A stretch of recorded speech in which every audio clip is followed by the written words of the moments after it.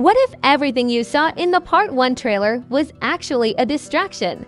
What if Netflix was hiding the most emotional, most jaw-dropping moments of the entire season right under our noses, and almost nobody caught it? Because here is the thing. The leaked scenes that have been circulating online are not just random clips. They are pieces of a much bigger story. And once you understand what they actually mean, you will never look at Benedict Bridgerton the same way again. We are about to break down every single detail, frame by frame, scene by scene, and by the end of this video, you will know exactly what is coming in Part 2, why it matters, and what Netflix does not want casual viewers to figure out just yet. So do not go anywhere, because the last reveal in this video is the one that is going to hit you hardest. Asterisk, let's set the stage. Because you cannot fully understand where Part 2 is going unless you feel the full weight of where Part 1 left us. Part 1 of Bridgerton Season 4 did something really brave.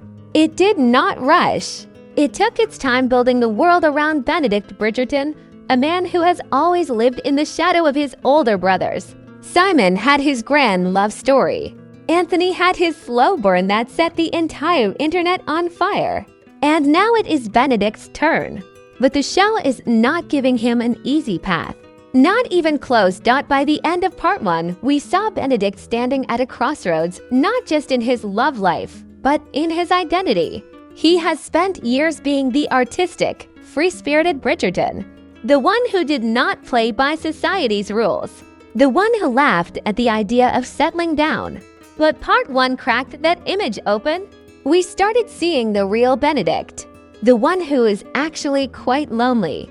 The one who watches his siblings find love and quietly wonders if that kind of happiness is even meant for him. And then Sophie came in and shook everything up. Now, if you have read Julia Quinn's books, you already know that Sophie Beckett is not a simple character. She carries a secret. She carries pain. She has been treated as less than her whole life. And that history does not disappear just because a charming Bridgerton man starts noticing her. The show honored that. It gave Sophie real depth in Part 1. It showed us her strength, her sharp mind, and that quiet sadness she carries behind her eyes even when she is smiling. The tension between Benedict and Sophie by the end of Part 1 was not just romantic tension. It was deeper than that. It was to people who genuinely see each other, maybe for the first time in their lives. Someone is truly looking at them, and both of them are terrified of what that means. Benedict is scared of commitment because he has never believed he deserves the kind of love his brothers found. And Sophie is scared because she is hiding something. Something that, if it comes out, could destroy everything. And that is exactly where Part 1 left us. Right on the edge. Right at the moment where everything is about to either come together beautifully or fall apart completely. The music faded, the screen went dark, and millions of fans were left sitting there asking the same question: what happens next? That is the emotional ground we are standing on as we walk into Part 2, and trust us, the leaked scenes and trailer details we are about to break down are going to land so much harder now that you feel that weight. Asterisk, nobody is talking about what is actually hiding inside this trailer. Everyone is focused on the obvious moments, the lingering looks, the stolen touches, the dramatic music swells. But the real story is buried in the background. It is sitting in the details that last less than 2 seconds on screen. And once you see them, you cannot unsee them. Let's start with the very first shot of the trailer. The scene opens on a ballroom. Nothing unusual there. This is Bridgerton, after all. Ballrooms are practically a main character at this point. But look at where Benedict is standing. He is not in the center of the room. He is not laughing with his family or charming the crowd the way he usually does. He is standing at the edge, almost pressed against the wall, watching, and the look on his face is not the easy, relaxed expression we have come to expect from him. There is something heavier sitting behind his eyes, something that looks a lot like a man who has already made a decision and is now waiting to see if the world is going to let him keep it. That one shot tells you everything about where Benedict's head is in part. 2. He has crossed a line inside himself. Something shifted at the end of part 1, and this trailer is showing us a Benedict who is no longer playing games. He is done being the charming, unbothered Bridgerton brother. He wants something real. And that want is written all over his face in that opening. Ballroom shot. Now let's talk about Sophie. There is a scene in the trailer. It lasts maybe 3 seconds where Sophie is standing in a garden, alone. She is wearing a pale blue dress, which is important, and we will come back to that in a moment. But what catches your attention is not what she is wearing. It is what she is holding. She has a letter in her hand, and she is not reading it. She is just standing there, staring at it, like it contains something she is not ready to face. Her hand is slightly shaking. The camera pulls back slowly, and for just a moment, you can see that she is completely isolated in that frame. The garden around her is full and green and alive, but she looks utterly alone in it. That image is not accidental. Nothing in a Bridgerton production is accidental. The show's creative team is incredibly intentional with visual storytelling, and this shot is screaming something at the audience. Sophie has received news, or perhaps a threat, or perhaps the truth about something she has been trying to outrun has finally caught up with her in the form of a letter. And whatever is inside that envelope is about to force her hand in a way she is not prepared for. Now back to that pale blue dress. Color in Bridgerton is a language. The costume department uses color to communicate what words sometimes cannot. Blue in this show has consistently been used to represent vulnerability and truth. Think back to some of the most emotionally raw scenes across all 4 seasons. Characters standing in their truth, stripped of their armor, and you will notice how often blue appears. Sophie wearing pale blue in this moment is the show telling us that she is about to be exposed. Her secret, whatever version of it the show is using, is about to step into the light whether she is ready or not. And then there is Benedict's response. Later in the trailer, there is a quick cut, blink and you miss it, of Benedict reaching out and grabbing Sophie's hand in what looks like a corridor or hallway. It is not romantic in the traditional Bridgerton sense. There is no soft lighting, no swelling orchestra, no slow motion. It is sharp and urgent. He grabs her hand like a man who is afraid she is about to disappear. Like someone who has just heard something terrible and his first instinct, his only instinct, is to hold on. Sophie's face in that split second looks stunned. Not because the touch is unwelcome, but because she did not expect him to stay. That moment right there is the emotional core of part 2. Everything else in the trailer, the drama with Lady Danbury, the whispered conversations, the tension in the Bridgerton household, all of it is orbiting around that one moment. Benedict reaching for Sophie when she expected him to pull away. That is the story. That is the heartbeat of this entire second half of the season. The question part 2 is really asking is not whether Benedict and Sophie will end up together. We already sense where that is heading. The real question is, can 2 people who are both running from something stop long enough to choose each other anyway? And if the trailer is telling us anything, the answer is going to be complicated, emotional, and absolutely worth the wait. Asterisk, forget everything the official trailer showed you. Because what has been leaking out of the Bridgerton production over the past few weeks is on a completely different level. These are not polished, carefully edited clips designed to make you feel a certain way. These are raw moments, real scenes, and they are revealing a side of this season that Netflix clearly wanted to keep under wraps for as long as possible. So let's get into it. The first leaked scene that sent the entire fandom into a complete spiral involves Benedict and his mother, Violet Bridgerton. Now, on the surface, a conversation between a mother and her son does not sound like the most explosive thing in the world. But context is everything. And the context of this particular scene is what makes it hit like a thunderbolt. From what has been described by multiple sources who have seen early footage, this scene takes place in the Bridgerton drawing room. It is quiet. It is intimate. And it starts off feeling like a normal mother and son exchange until Benedict says something that stops Violet completely in her tracks. He tells her he has found someone.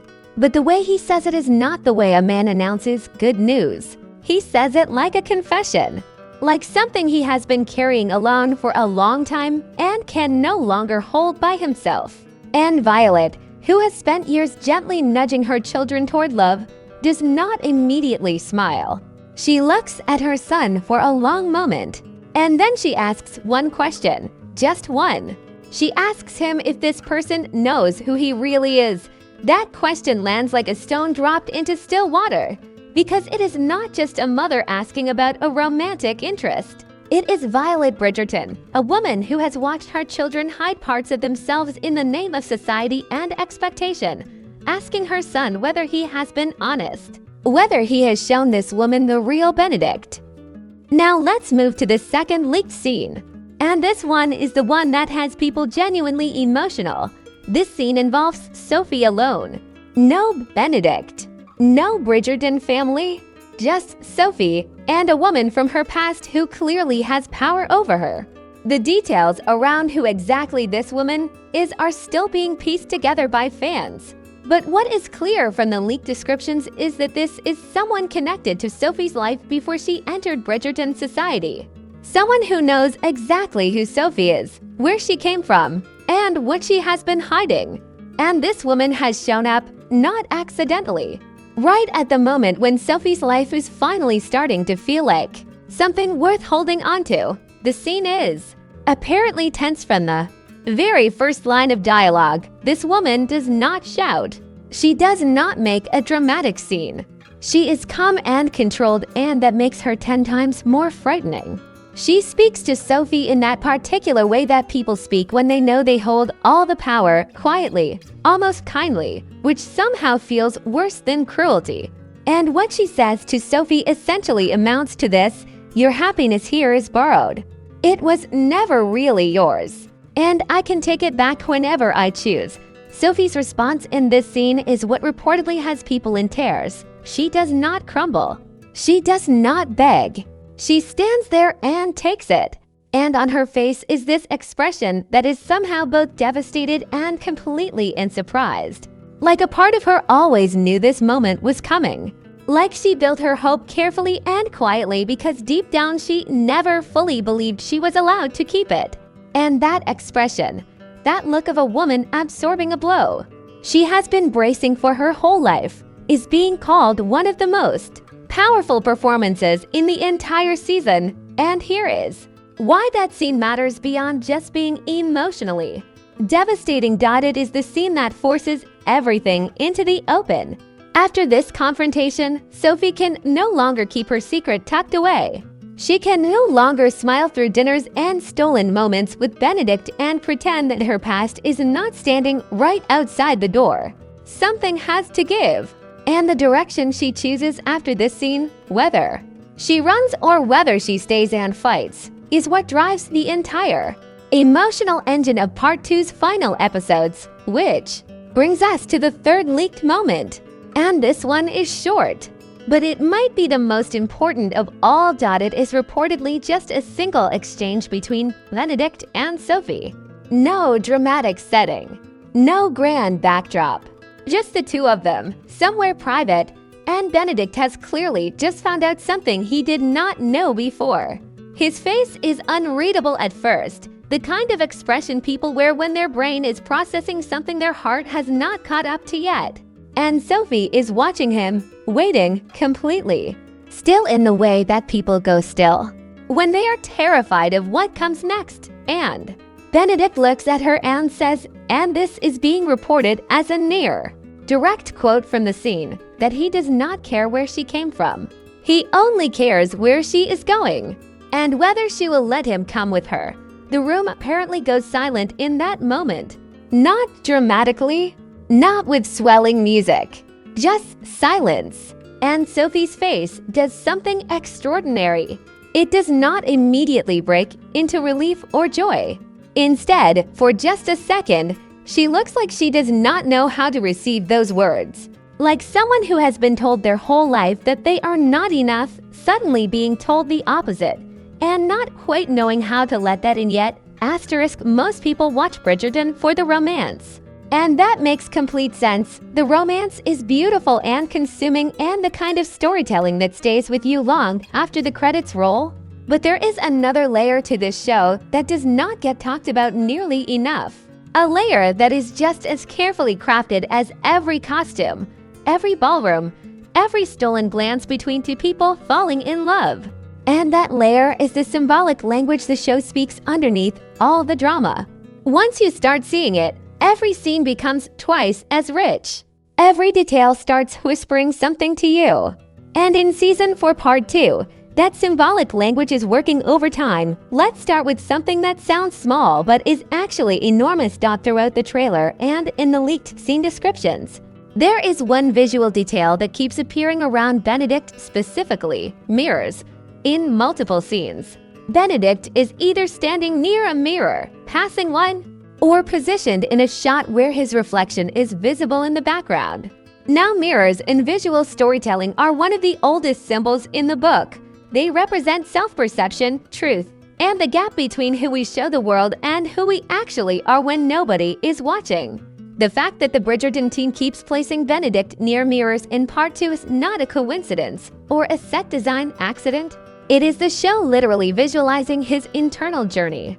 Benedict is being forced to look at himself clearly, maybe for the first time, and decide whether he is comfortable with what he sees. And here is where it connects directly back to Sophie. That Sophie, by contrast, is almost never shown near mirrors in the trailer or leaked footage. Think about what that means for a moment.